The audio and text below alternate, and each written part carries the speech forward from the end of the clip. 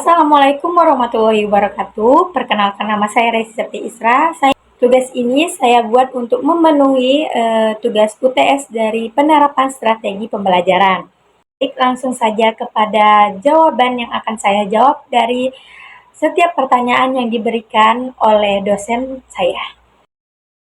Nah, ada salah satu guru yang vibes-nya sangat positif bagi saya. Nah, nama guru tersebut adalah Bu Alisma Aziz.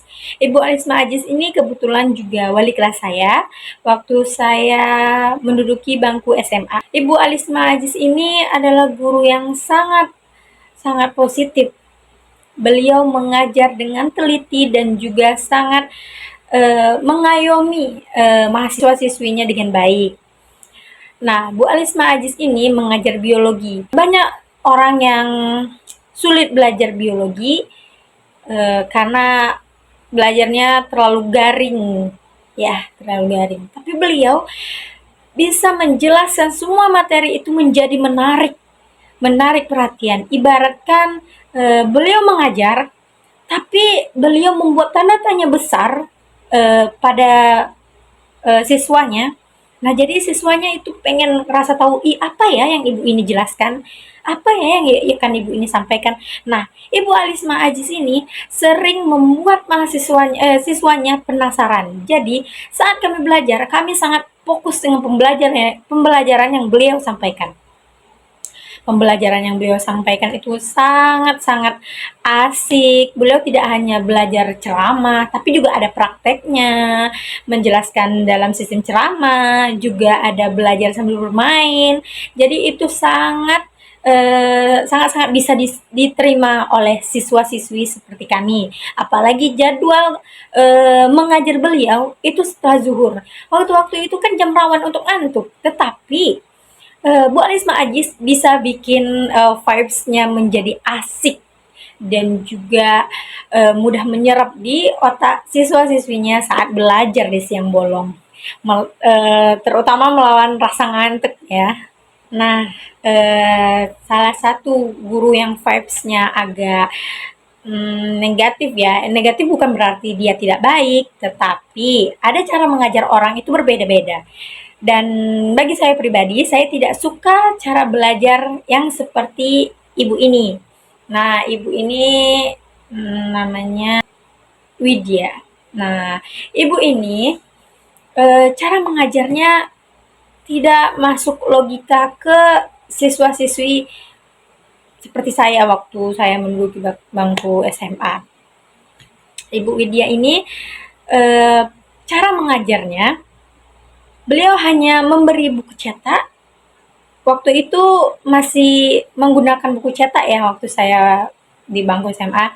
Menggunakan buku cetak, lalu dikasih ke kami tulis, kami salin isi bukunya. Setelah kami salin, selesai kami kumpulkan, tanpa ada penjelasan apapun.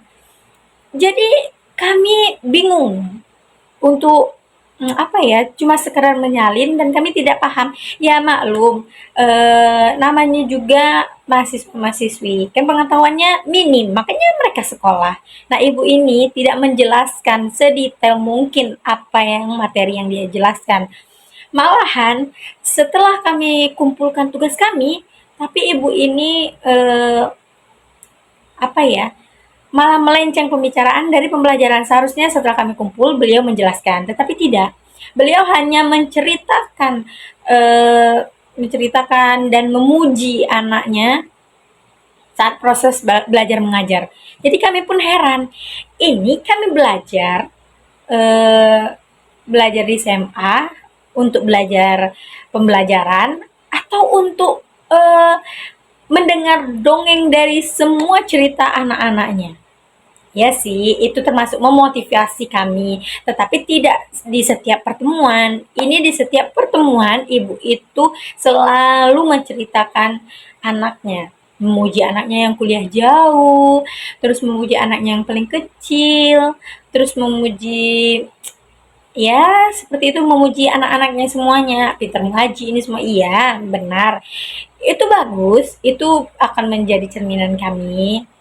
Tapi tidak di semua mata pelajaran. Boleh menceritakan kisah pribadi sendiri, tetapi tidak dalam proses belajar mengajar. Nah, sesuai dengan soal yang pertama, ada dua pilihan. Ada guru yang vibes-nya baik, positif, ada vibes-nya yang negatif dalam proses belajar mengajar ya. Nah, jadi saya lebih memilih vibes guru yang belajar, cara mengajarnya positif, seperti Ibu Arisma Agis. Karena ya pada zaman Gen Z sekarang, banyak siswa-siswi itu malas untuk belajar, malahan lebih suka dengan dunia gadget yang terlalu kemajuan. Nah, jadi kurang minatnya untuk belajar tadi. Apalagi kalau kita hanya membeli buku cetak, terus dia menulis. Nah, itu akan menjadi kaku. Nah, saya ingin sekali menjadi seperti Ibu Alisma Ajis ini. Mengajar dengan asik sambil bermain, itu menyerap ke otak mahasiswanya, ke siswanya, dan juga dia sangat hebat dalam menjadi wali kelas saya pada waktu itu. Nah, jadi kalau mengikuti vibes positif seperti Bu Alisma aja sini, mungkin saya bisa menjadi wali kelas atau guru yang mengajar dengan baik di sekolah. Karena mengikuti cara belajar, cara mengajar beliau kepada siswa-siswinya. Apalagi saya sebagai guru SD harus menjadi guru yang multi talenta. Karena anak SD itu apalagi di kelas rendah itu hanya asik bermain, tidak mengerti apa itu pembelajaran yang mendalam seperti anak SMP atau SMA. Nah, ini anak SD apalagi di kelas rendah.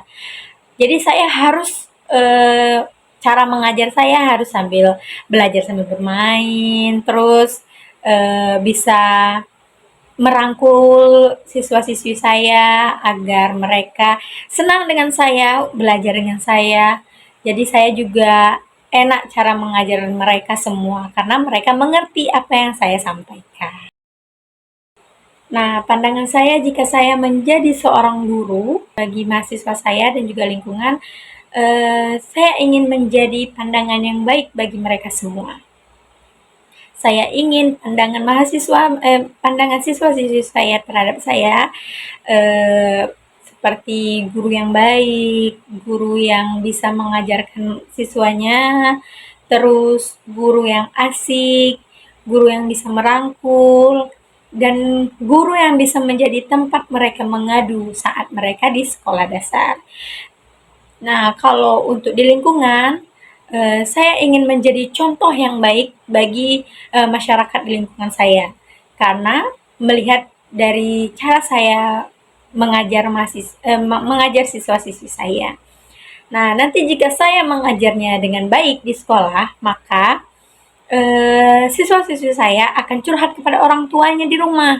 Nah, jika mereka curhat, pasti orang tuanya akan menyebar, oh guru ini seperti ini, oh guru ini baik. Nah, saya ingin bukan pengen dipuji, tetapi lebih ingin meninggalkan jejak yang positif di mata masyarakat dan juga siswa-siswi saya. Pandangan saya terhadap dunia pendidikan saat ini, posisi positif dan juga negatifnya.